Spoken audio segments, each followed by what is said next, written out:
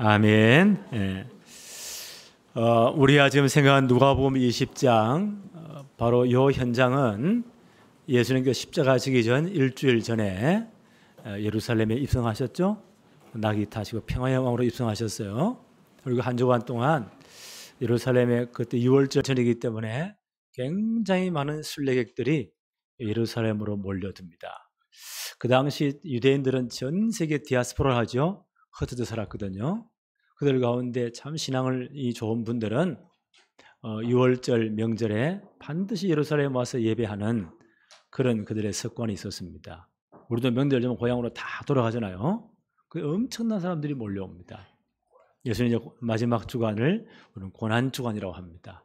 예루살렘 오셔서 하나님의 말씀을 가르치고 천국 복음을 전파하셨습니다. 예루살렘 전체 성전 중심으로 그때 권력을 잡고 있던 종교 지도자들, 그걸 산헤드린 공회라고 해요. 70명으로 구성되었는데 주로 이제 사두개인들, 제사장 지파죠. 그다음에 바리새인들, 성경을 아주 사랑하는 율법학자들이에요. 서기관들, 이런 사람들이 구성된 70인 공회를 산헤드린 공회라고 합니다. 그 사람들이 전직 흩어진 디아스포라된 유대인들의 모든 종교적인 몫을 다 관장하는 그런 단체입니다. 그 가운데 똑똑한 사람들이 예수님께서 시비를 겁니다. 아니 누구 권위로, 누구 권세로, 누구 허락받고 이렇게 하나님 말씀 가르치고 복음을 전하느냐. 예수께서 시비를 딱 걸어요. 예수님 그때 뭐라고 말씀하시죠? 그러면 세례요한이 광야에서 외칠 때 너희들이 다 가서 세례받지 않았느냐? 그 세례원의 세례가 하늘로부터냐 사람으로부터냐? 그들이 곤란해지는 거예요. 하늘로부터라 하면 너희들이 왜 세례요한을 선지자로 받아들이지 않고 말씀을 왜 안 믿느냐? 그 당시 많은 백성들이 세례요한을 따랐거든요. 세례요한이 누굽니까? 예수님 오심을 길 예비하는 분이에요. 사람이 붙어라. 사람으로부터 하면요, 그럼 군주들의 돌마다 죽는 거예요. 그러니까 이 지도자들이 잘 모르는데요. 예수님의 그 속을 보시고 나도 이 권위가 누구에 왔는지 말할 수 없어. 그게 이 종교자들이 완전 한 방 먹었잖아요. 또 두 번째 와서는 세금 논쟁을 합니다. 그 당시 종교지도자들은 보세요. 로마 정부에 엄청난 연주를 대가지고 자기 권력을 유지하면서도 백성들을 선동하기는 로마는 나쁜 거야. 그 세금 반대 운동이 막 일어났습니다. 그래서 예수님이 와서는요, 선생님, 우리가 로마의 정부에 가이사에게 세금을 내는 것이 옳은 겁니까? 옳지 않습니까? Yes or No로 답하시오. 굉장히 곤란한 질문이죠. 만약에 로마 정부에 세금을 내라 그러면요, 전체 민족주의에 들어가서 저 예수를 때려 죽이라고 공함을 지를 거예요. 세금 내지 마 이러면요, 로마 정부에 당장 고발돼가지고 십자가형을 지는 겁니다. 로마 정부는 이것만큼은 가혹했어요. 아주 곤란한 질문이잖아요. 이 사람은 예수를 그렇게 미워하니까 로마의 법에 딱 걸어가 죽이려고. 예수님은 그들의 그 사악한 꾀를 아시고, 그럼 세금 내는 동전 한번 가져와봐. 이 사람들이 로마를 그래 욕하면서요, 로마에 세금 내는 돈을 호주머니에 들고 다녔어요. 그게 뭐가 형상이 가이사. 황제 형상이 그 돈에 딱 새겨져 있는 거예요. 황제는 신의 아들이다. 이 황제, 신의 아들의 황제가 너에게 평안을 주노라. 그 돈에 홀에 새겨놨단 말이에요. 유대인들은 그걸 굉장히 그 돈 자체도 우상숭배라 싫어했어요. 자기들이 또 넣고 다니는 거예요. 그 자기도 모르게 내놓았어요. 그 형상은 누구의 형상이며 누구의 글이냐? 이들이 가이사의 것이니이다. 예수님이 딱 걸려들었죠? 예수님 뭐라고 말씀하십니까? 가이사의 것은 가이사에게, 하나님의 것은 하나님에게. 이들이 또 한 방 깨진 거예요. 여기는 중요한 주님 메시지가 있죠. 이러니까 그 당시 이제 대제사장들은 사두개파에서 많이 나왔거든요. 이 사람들은 워낙 똑똑하면서 성경을, 구약 성경 모세 오경 외에는 인정 안 하는 사람이었어요. 부활도 인정 안 했어요. 그러니까 이 사람들이 와가지고는 예수님께 시비를 걸어요. 그 당시 기업 물을 자의 법을 가지고 그 당시 가문에는 자손이 끊어지는 건 하나님의 저주로 여겼어요. 우리도 옛날에 그랬잖아요. 우리나라도. 그래서 형이 장가를 들었는데 자식이 없이 가업을 다 물려줄 아들이 없이 죽어버렸다. 하나님의 저주예요. 그래서 법이 어떤 법이 있나요? 형수는 다른 사람의 시집까지 말 것이고 그 동생의 시집 가서 아들을 낳으면 그 첫째 아들을 형의 호적에 입양해야 돼요. 가문이 이어가야 돼요. 그게 모든 형의 물려받은 재산들을 다 물려줘야 돼요. 이게 법이었단 말이에요. 그걸 딱 가져와서 아들이 7명 있었는데요. 이 법에 적용해서 싹 다 형수와 결혼했는데 결국 아들이 없이 다 죽어버렸어요. 이런 일이 일어날까요? 말도 안 되는 일이 일어나지 않는 사건이에요. 만들어가지고는. 그러면 부활이 있다면 저 천국에서는 이 여인은 누구의 부인이 됩니까? 아주 곤란한 질문이죠. 그때 예수님께서는요, 천국에 대해서 설명해요. 저 천국은 이 땅의 원료는 달라. 거기는 시집도 안 가도 가지 않는 곳이야. 그럼 모든 인간 관계가 다요. 거기 이 관계 자체가 다른 거예요. 하나님이 영원히 우리 아버지시고 우리는 하나님이 영광스러운 백성으로 영원히 죽여 막노란 그 나라야. 너희들이 성경도 믿지 않고 하나님도 믿지 않는구나 라고 박살이 났습니다. 그러니까 이 서기관들은 사두개인들 좀 달라요. 율법을 많이 공부한 사람들인데 그 사두개인들은 은근히 라이벌이었어요. 예수님 진짜 말씀을 잘하셨습니다. 네. 그러면서 이제 예수님께서 와서 이 예수님의 그 신분에 관한 논쟁을 또 벌어집니다. 네. 예수님은 뭘 어떻게 답을 하셨습니까? 그러면 왜 다윗이 구약의 창세기 3장 15절부터 예언된 그 메시아가 자기 후손으로 온다고 했냐? 그 성경에 예언된 것이다. 메시아가 그 다윗의 혈통으로 온다고 분명히 말했다. 그런데 다윗은 성령 감동으로 고백하기를 나의 주인이라고 나의 하나님을 고백했다. 이건 너희들이 어떻게 해석되냐? 이들이 할 말이 그 율법을 또 막사하게 다 외우는 구약성경을 다 외우는 이들이 할 말이 없는 거예요. 예수님은 자기의 신성을 밝혔죠. 나는 다윗의 혈통으로 왔지만 나는 다윗이 하나님이라 부르는 다윗의 주다. 나는 영원히 하나님과 함께 계셨고 말씀으로 계셨고 이 땅을 구원하여 이 땅에 육신의 몸을 입고 오셨다. 나는 자기 신분을 분명히 밝힙니다. 이 사람들 깨달아질까요? 잘 못 깨달아질 거예요. 네. 그 똑똑한 성경을 다 외우는 사람들이 답변을 못하는 거예요. 예수를 주로 고백하는 이 믿음이요, 아무나 할 수 없어요. 예수님 왜 이 땅에 오셨죠? 마태복음 1장 21절에 자기 백성을 저희 죄에서 구원하려 하심이라. 마태복음 1장 21절. 아들을 낳을 것이다. 그 이름을 뭐라고요? 예수라고 해라. 그 뜻이 뭐냐? 자기 백성을 저희 죄에서 구원할 자이심이라. 구약의 그 모든 성도들도 예수 이름 믿고 구원받았습니다. 어떻게요? 피 씻어 드리면서 오실 메시아 그리스도 그 이름 믿고 구원받았어요. 예수님 십자가 사건 후에 재림 때까지 모든 백성들은요, 하나님 구원주기로 작정된 백성들은 예수 그리스도의 복음 듣고 그 이름 믿고 영접으로 구원받습니다. 분명히요, 예수님은 자기 백성을 위해 오셨습니다. 그래서 분명 확신은 내가 정확한 복음을 전가할 때 하나님의 타임이 진짜 맞다면 그 사람 복음 듣게 되어 있습니다. 그렇죠? 그리고 예수 그리스도를 영접하게 되어 있습니다. 성경은 분명히 밝힙니다. 자기 백성을 저희 죄에서 구원하려 하심이니라. 우리가 그 이름 믿고 구원받는 거예요. 나는 이 그리스도 메시아다. 이 양반들이 알아듣겠어요? 성경을 그렇게 잘하는 서기관 다 외운 사람들이에요. 멍한 거예요. 오늘 말씀은 예수님이 이들을 이제 판단하십니다. 이들을 평가하십니다. 학생형 한번 볼까요? 20장 45절 모든 백성이 들을 때에 예수께서 그 제자들에게 이르시되, 여기는 서기관들, 바리새인들, 사두개인들 다 듣고 있어요. 내노라는 인간들이 다 듣고 있어요. 또 많은 백성도 듣고 있어요.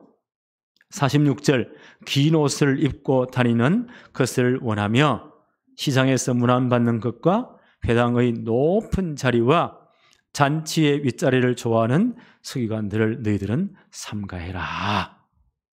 이 서기관들의 외식이에요. 외식이 뭡니까?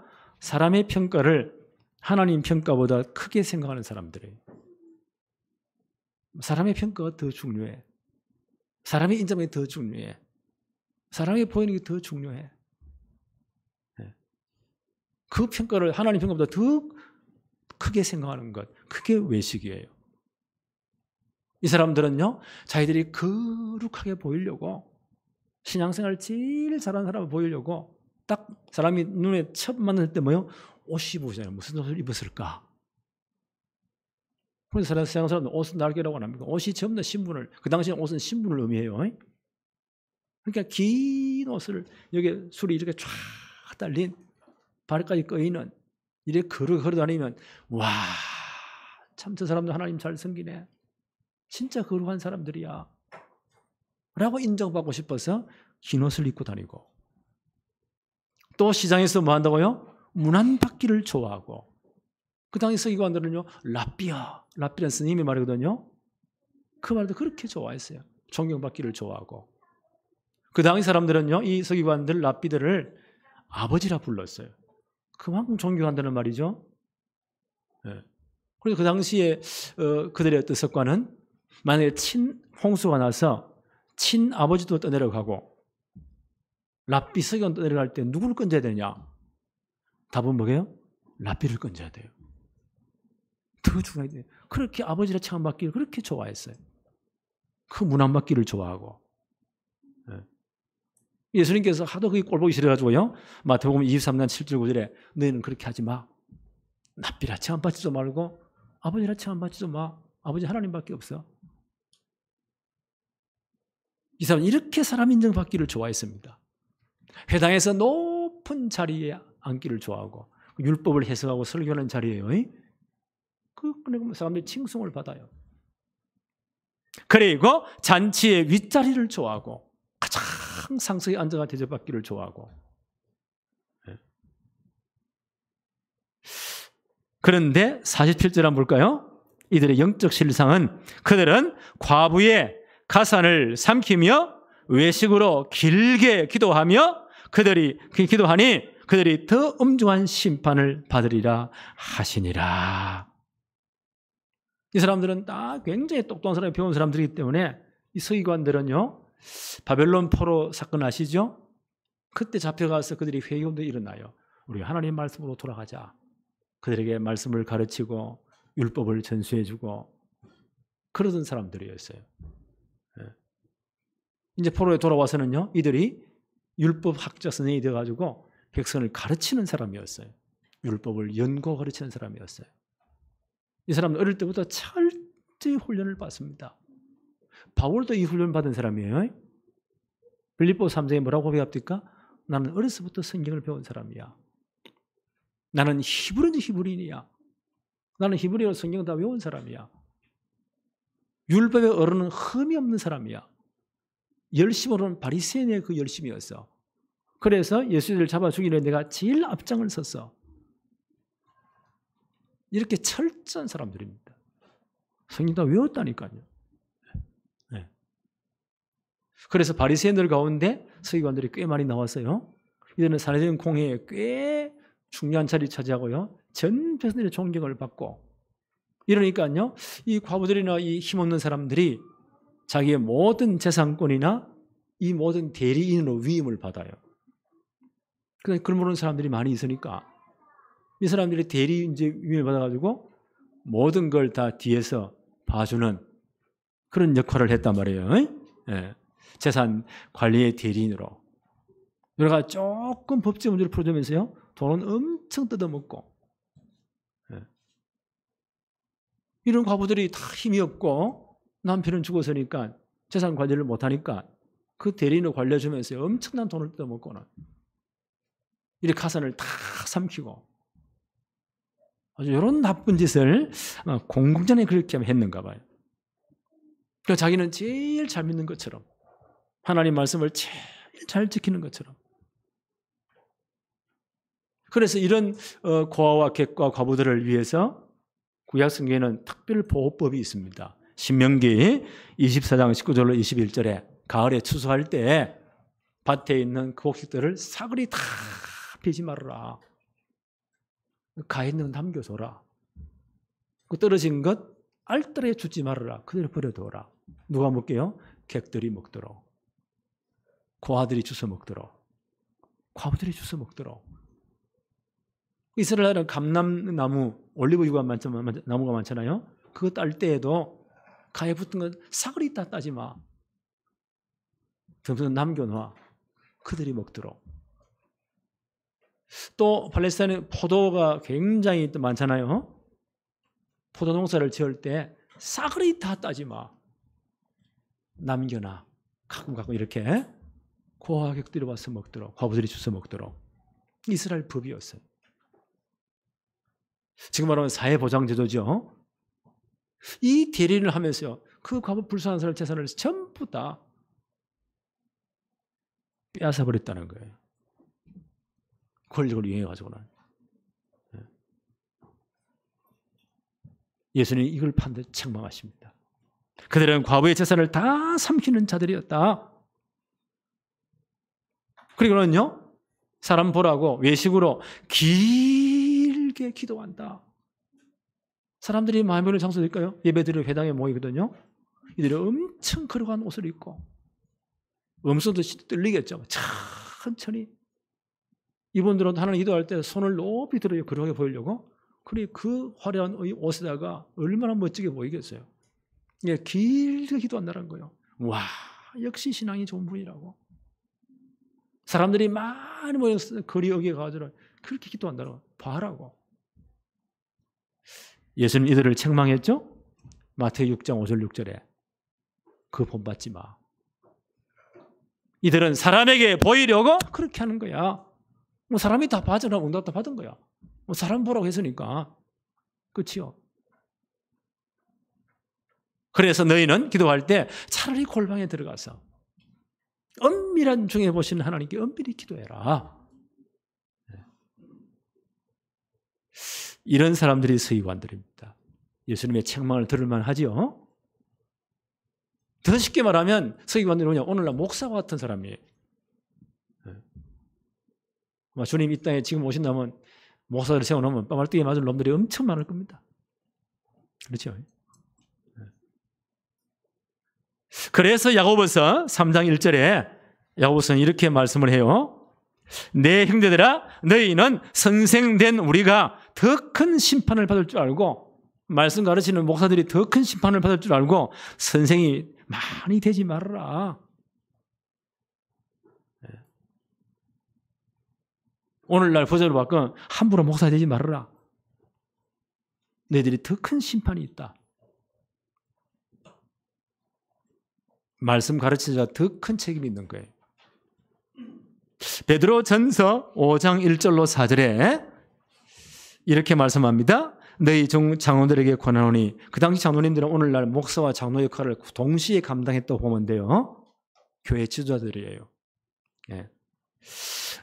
너희 중 장로들에게 권하노니 나는 함께 장로된 자요 그리스도의 고난의 증인이요. 베드로가 지금 하는 말입니다. 나타날 영광에 참여할 자니라. 너희 중에 있는 하나님의 양무리를 치되 억지로 하지 말고, 목사의 역할이 사명감도 억지로 하지 말고 하나님의 뜻을 따라서 자원함으로 하여 더러운 이득을 위하여 하지 말고 기꺼이 하며 맡은 자들에게 주정하는 자세를 하지 말고 양무리의 본이 되어라. 그리하면 목자장이 나타나실 때에, 우리 주님 재림하실 때죠, 시들지 아니하는 영광의 관을 얻을 것이다. 가르치는 자, 오늘 말하는 목회자들이 더 큰 상이 있고 잘못하면요 더 큰 심판이 있는 거예요. 예수님은 그들의 외식함을 본받지 말아라. 외식이 뭐라고요? 하나님 앞보다 사람 앞을 더 귀하게 여겨. 하나님 평가 사람 평가 더 크게 보여. 그럼 이런 외식을 한다. 그런 거 하지 마. 오늘 우리 주신 교훈이에요. 두 번째 또 예수님 또 이렇게 평가하시죠. 21장 1절 2절 한번 볼까요? 예수께서 눈을 들어 부자들이 헌금함에 헌금 넣는 것을 보시고 2절에 또 어떤 가난한 과부가 2렙돈을 넣는 것을 보셨다. 그 당시 성전에는요 성전이 있고 제일 가까이는 제사장들의 뜰이 있어요. 제사장들이 예배하는 곳이에요. 그 다음 영역에는 남자들의 뜰이 있어요. 남자분들이 예배하는 곳이에요. 그 다음에 그 뒤에는 여인들과 아이들의 뜰이 있어요. 거기서 예배하는 거. 그 사람들이 제일 많이 모여요. 그 다음에 저 바깥에는요 이방인의 뜰이 있어요. 근데 이방인의 뜰과 아이들, 여인들 뜰을요 이 종교지도자들이 다 예배하는 곳을 쫓아내버리고 거기 뭐 갖다 놨다고요? 양 갖다 놓고 소 갖다 놓고 동전밥 까주고 예수님 열받치가 다 쫓아냈잖아요. 그 여인들의 뜰에 성경에 보니까 사전에 보니까 13개의 헌금함이 있대요. 헌금에 다 목적이 다 있대요. 그럼 거기 와서 이제 헌금하는 거예요. 네. 엄청난 헌금이 쌓입니다. 전 세계 디아스포라 유대인들이요. 명절 되면 다 와서 헌금하거든요. 그러니까 예루살렘 그 성전에는 돈이 차고 넘쳤어요. 네. 그 헌금을 하는데 예수님이 유심히 보신 거예요. 헌금에 대한 평가입니다. 어떤 부자가 와가지고 부자는 표가 나겠죠. 옷부터 벌써 차이가 나니까. 엄청난 동전을 받고 그 당시 다 동전이잖아요. 은화. 네. 아주 엄청난 돈을 헌금하는 거예요. 그 소리가 땡그랑 계속 나잖아요. 사람들이 와 헌금 많이 하네. 역시 믿음의 사람이야. 네. 그런데 한 가난한 과부가 와가지고 2렙돈을 하나님 앞에 드렸다는 거예요. 2렙돈은 그 당시 노동자 하루 품삯의 50분의 1. 그 당시 고대 사회는 노동자들이 그렇게 월급을 일당을 많이 받지 못했어요. 요즘이야 법으로 최저임금이 뭐니 해가지고요 엄청 많이 주잖아요. 그런데 그 당시는 그렇게 많이 주지 않아요. 지금 돈으로 한 사람 5만 원 아니면 진짜 많이 좀 기술이 있다 많이 주다 10만 원 정도. 그 정도가 아니겠는가. 하루 일당이 노동자 하루 일당이 지금으로 환산하면 그럼 5만 원 같으면 50분의 1은 얼마죠? 1,000원. 만 10만 원 받았다. 50분의 1은 얼마요? 2,000원. 지금 1,000원, 2,000원이 정말 쓸 거 없잖아요. 한 끼 밥도 잘 안 돼요. 이게 이 가난한 과부의 전 재산이라는 거예요. 전부 다라는 거예요. 그걸 하나님께 드렸다는 거예요. 사람들을 볼 때는 아이고 뭐 저 같은 헌금이라고. 그렇게 생각할 수 있어요. 예수님의 평가입니다. 예수님 뭐라고 평가하세요? 한번 들어볼까요? 3절에 이르시되 내가 참으로 너희에게 말하노니 이 가난한 과부가 다른 모든 사람보다 많이 넣었도다. 그 당시 유월절 절이니까 전 세계 디아스포라 유대인들이 예루살렘에 빡짝빡짝합니다. 성전 예배를 엄청 많은 사람이 모여요. 엄청난 헌금을 해요. 근데 얘네 와서요 2렙돈. 정말 작은 것. 한 끼 식사값도 안 되는 것. 예수님의 평가입니다. 저 여인이 지금 여기 순례객 들어가는데 이렇게 많은 사람이 와서 헌금을 했는데 그보다 더 많이 헌금을 했다. 그 이유입니다. 4절에 저들은 그 풍족한 중에서 헌금을 넣었거니와. 엄청 부자가 엄청 많은 돈을 했다. 그 재산이 얼마가 안 되잖아요. 풍족한 중에 넣었거니와 이 과부는 그 가난한 중에서 자기가 가지고 있는 생활비 전부를 넣었느니라 하시니라. 이 한번 이거 오늘 좀 며칠 굶어야 돼. 전부를 넣었느니라. 표현할까요? 그 인생 전체를 드린 겁니다. 이게 주님의 평가입니다. 이게 주님의 평가예요. 다른 모든 그 당시 유월절 지키기 위해서 온 그 많은 순례객들 가운데 그들보다 이 여인이, 이 과부가 더 많이 헌금을 했다. 하나님께는 인생 전부를 드린 겁니다. 돈이 많고 중요한 직구가 문제가 아니에요. 전부를 드렸다. 역대상 29장 2절 3절에 다윗이 평생 동안 하나님의 성전을 위해 헌금을 모았잖아요. 자기 대에는 성전 지을 축복을 허락하지 않습니다. 너 다음 대, 너 아들 대에 성전을 지을 것이다. 허락받고는요, 다윗이 40년 왕으로 재위했잖아요. 평생 동안 헌금을 준비한 겁니다. 그걸 다 드렸습니다. 그때 바울의 이 다윗의 고백입니다. 역대상 29장 2절 3절에 내가 이미 내 하나님의 성전을 위하여 힘을 다하여 준비하였나니. 하나님께 드리는 자세겠죠.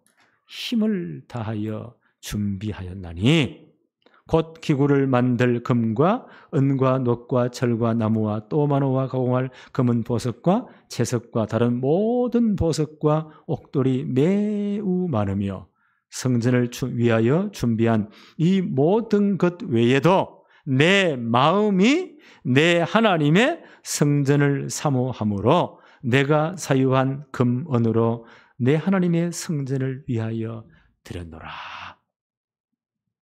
다윗은 자기 인생 전체를 드린 겁니다.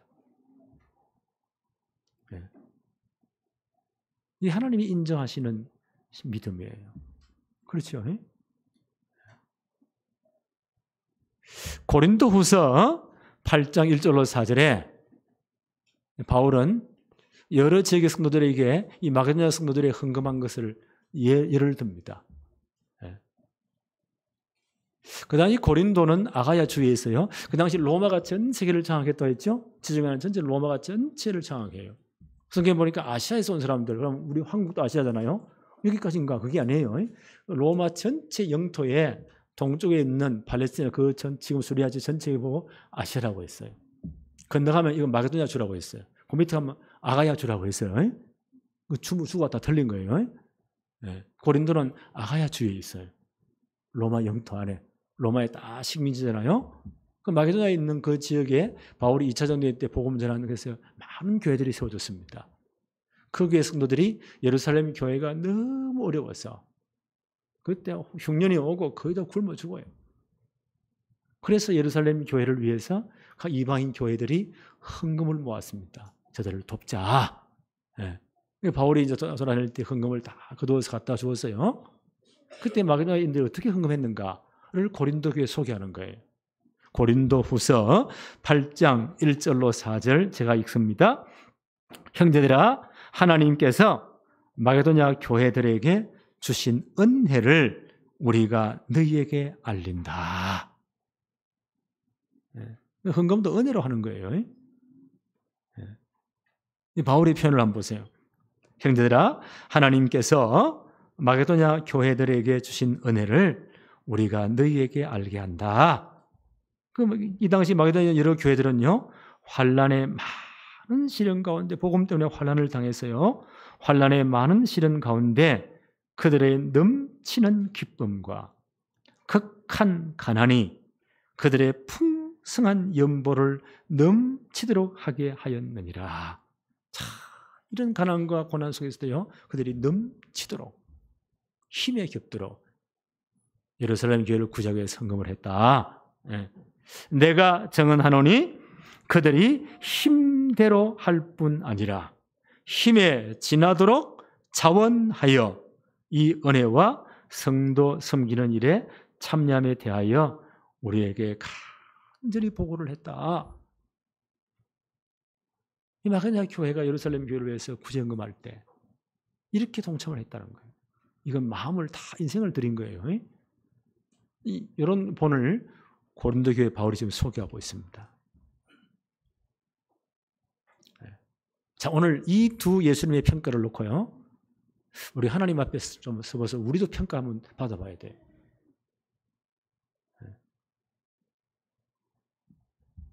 우리는 언젠간 주님 앞에 설 거잖아요. 어린 양 보좌 앞에 설 거예요. 우리 인생 전체를 우리는 평가받아야 돼요. 그렇죠? 우리는 지금 살면서 누구 평가를 많이 받았죠? 사람들을 너무 어색해 했잖아요. 내가 어떻게 보일까? 한국은 내가 이만큼 하면 나를 어떻게 볼까?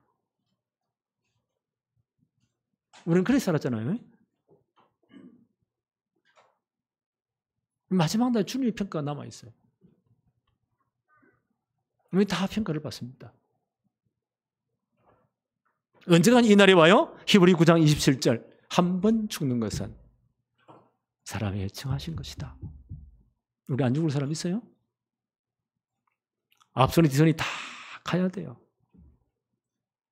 그 이후에 하나님의 심판평가가 있다. 사도행전 17장 26절에 보니까 바울이 이렇게 표현했습니다. 하나님 우리를 이미 거주의 한계를, 우리 연수를 이미 정해놨대요. 거주 한계를 다 정해놨대요. 더 넘어가지 못한대요. 그런데 우리 이 땅에 살 동안 우리가 어떤 은혜를 받았느냐?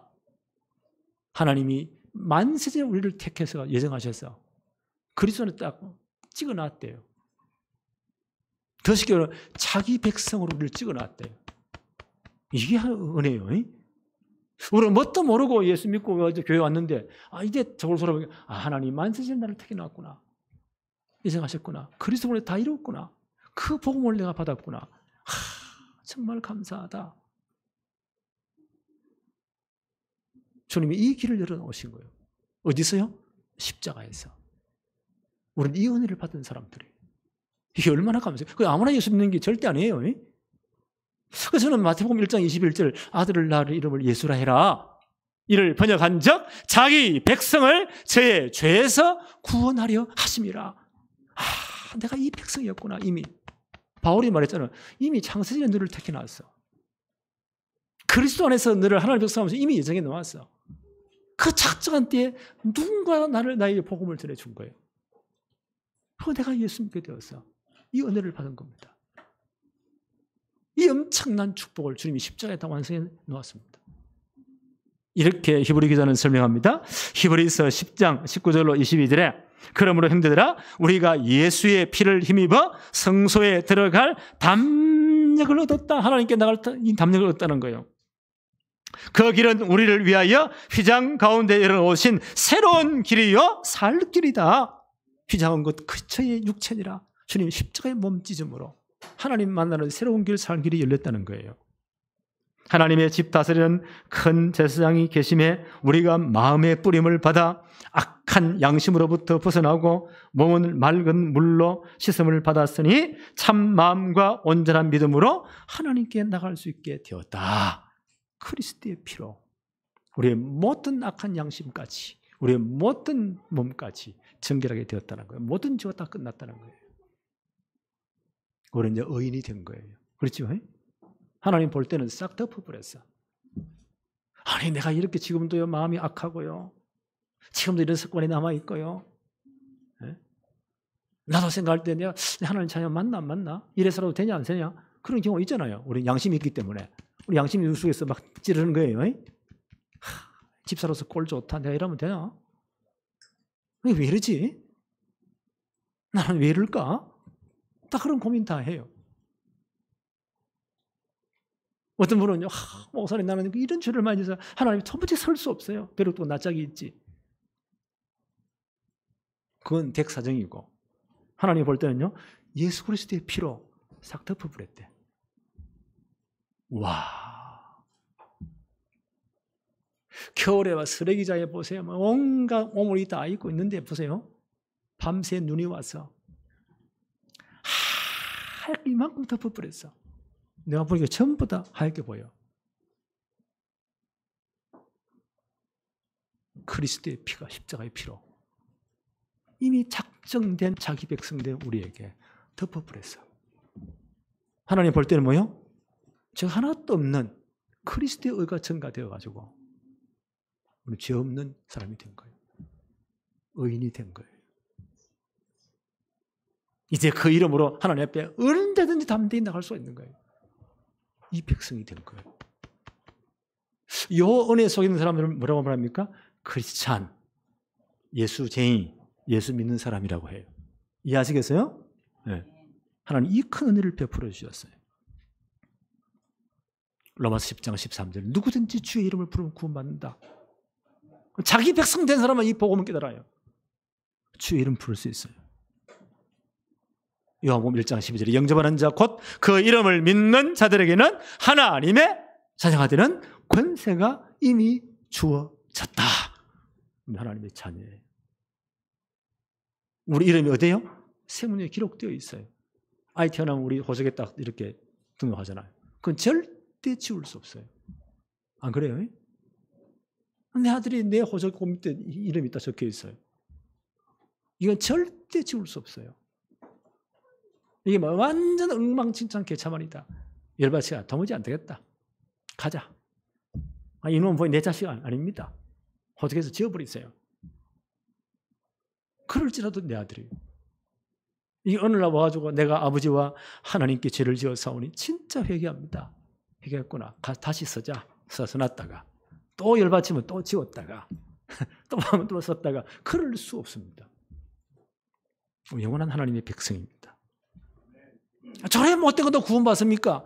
못된 하나님의 백성이지. 하나님은 저 손을 보겠죠? 하나님의 손은 능력이 있어요. 그래서 하나님의 사랑하는 자를 하나님 징계하실 수도 있어요. 사람 만들려고. 그러죠? 근데 하나님의 손이 능력이 한 번 때려 뿌리면요, 눈, 코, 이빨 다 부러질 수도 있어요. 그래 돌아온 사람 꽤 많아. 우리는 영원한 하나님 백성입니다. 이 그리스도의 십자가의 복음을요, 이 사실을 내 마음에 믿으면 어렵게 되고, 입으로 그리스도를 주로 신하면 구원받으니라. 로마서 10장 9절 10절. 우리는 이 축복을 받은 사람들이에요. 로마서 8장 1절에 이제 생명의 성령의 법이 죄와 사망의 법에서 너희를 완전히 해방시켜 버렸느니라. 그렇죠. 끝. 네. 빌립보 3장 20절로 21절. 우리 이름이 하늘나라에 기록되어 있습니다. 천국 호적 등본. 이제 우리는 영원한 주님의 재림을 기다리면서 주님 재림하는 그날 영원한 주님과 똑같은 부활의 몸을 입고 영원히 완성된 하나님 나라에서 영원토록 왕노를 하게 될 것입니다. 그 예수 믿고 딱 처음 가버리면 제일 좋은데 아직 살아있잖아요. 아니 많이 살아야 돼요. 요즘 의학이 너무 좋아가지고 얼마나 장수하는 분이 많은지. 요즘 80이 돼야 노인이라니요. 예. 70대 노인네들이 경로당에 안 가신대요. 왜요? 80 형님들이 심부름 시킨다고. 열받친다고. 그런데 이 땅에 우리 사는 사람 동안 우리는요, 하나님 앞에 살아가는 존재예요. 예수 믿기 전에는 다 끝났고, 예수 믿 이제부터 하늘나라 걸어가는 그날까지 우리의 모든 삶이 하나님 앞에 지금 서 있어요. 이걸 가지고 주님 앞에 설 때 평가를 받는데요. 예수 믿기 전까지는 그거는 다 이제 끝났고, 예수 영접한 이후부터 주님 가는 그날까지 우리의 삶을 가지고 하나님께 보고서 들고 가야 돼요. 성경은 이렇게 말합니다. 시편 139편 1절로 10절 한번 읽어볼게요. 주께서 내가 안고 일어섬을 아시고, 여러분 안고 일어섬을 하나님이 다 아신대요. 안고 일어섬을 아시고 멀리서도 나의 생각을 밝히 아시고, 우리 생각도 하나님 다 아신대요. 나의 모든 길과 내가 눕는 것을 살펴보셨은즉. 나를 24시간 하나님이 다 알고 요즘 보니까 다 찍히잖아요. 감시 카메라에. 하나님이 다 찍고 계신데. 나의 행위를 익히 아시오니 다 아신대요. 여호와여 내 혀의 말을 알지 못하는 것이 하나도 없으시니이다. 우리 말한 거 하나님이 다 기억한대요. 내가 주의 영을 떠나 어디로 가며 주의 앞에서 어디로 피하리까? 우리 하나님을 피할 데가 없어요. 이렇게 노래합니다. 내가 하늘에 올라갈지라도 거기도 하나님이 계신데, 우주선 타고 우주 밖으로 나가도 하나님이 거기 계신데, 내가 서울의 자리를 펼쳐, 서울은 지옥으로 의미해요. 저 죽음의 밑자리에도 거기도 하나님이 계신데, 내가 새벽 날개를 치며 바다 끝까지 가서 도망갈지라도, 이 시적인 표현이에요. 아침에 동네에 해가 탁 떠오르면요, 캄캄한 해가 떠오르면 그 빛이 수십간의 동해서로 쫙 비치잖아요. 그걸 새벽 날개로 표현했어요. 그 햇빛을 타고 땅까지 도망갈지라도 거기도요 하나님이 딱 계신다는 거예요. 거기도 하나님이 계신데 하나님을 피할 곳은 없습니다. 주님 앞에서는 그날까지 우리의 모든 것이요 하나님 앞에 있습니다. 그러니까 평가받는 거예요. 그래서 종교개혁자들 칼빈이나 루터는요, 우리는 코람 데오, 우리 찬양대 이름이 코람 데오잖아요. 라틴어인데 그 말이 무슨 뜻일까요? 하나님 앞에서. 코람 데오, 하나님 앞에서. 하나님 따라 도망갈 곳이 없습니다. 안고 일어서 우리 생각, 말 다 하신대. 아무리 도망가도 거기도 계신대. 하나님은 다 기록하고 있대요.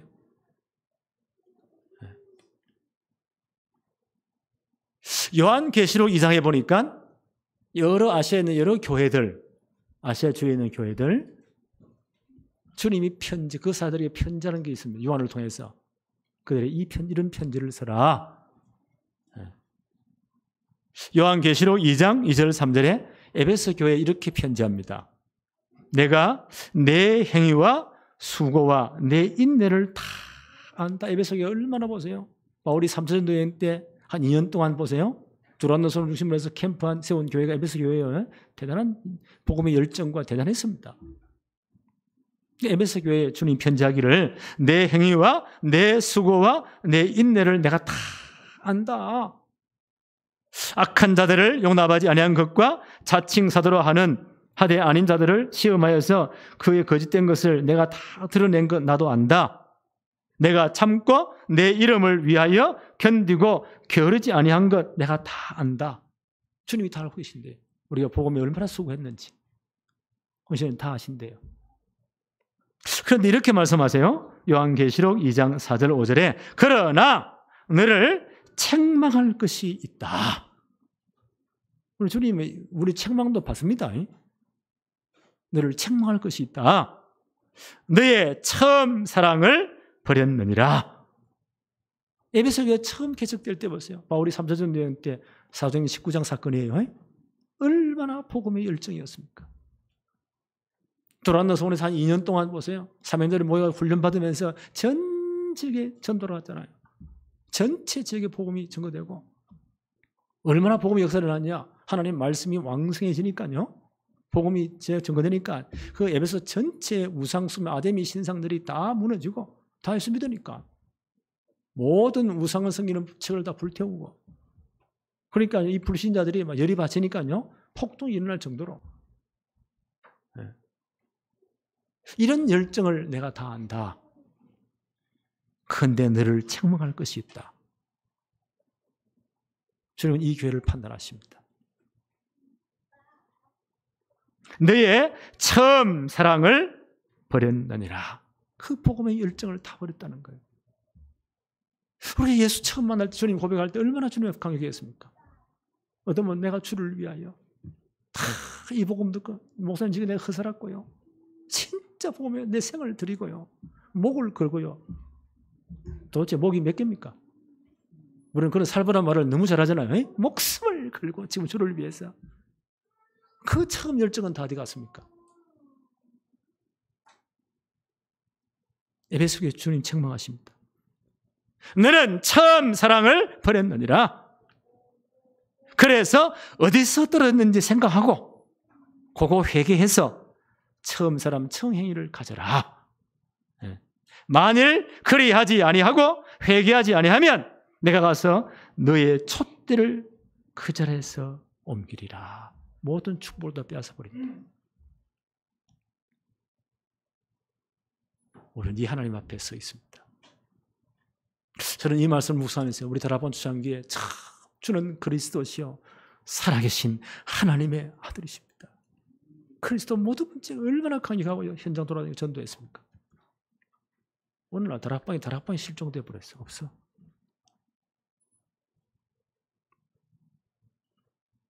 주님이 이 시점 우리를 보실 때 그렇게 너희들이 복음 사랑한 것 다 안다. 근데 지금 너희 모습을 보아라. 처음 사랑을 버렸지 않느냐. 어디서 떨어졌는가 생각해 봐라. 그리고 회개하고 돌이켜라. 그러지 아니하면 촛대를 옮겨버리겠다. 모든 이 축복을 우리 지금 세계 복음만 막 떠들고 있잖아요. 옮겨버리겠다. 에베소교회 주신 말씀이에요. 우리 교회도 예배가 될까요? 아니라고 생각해요.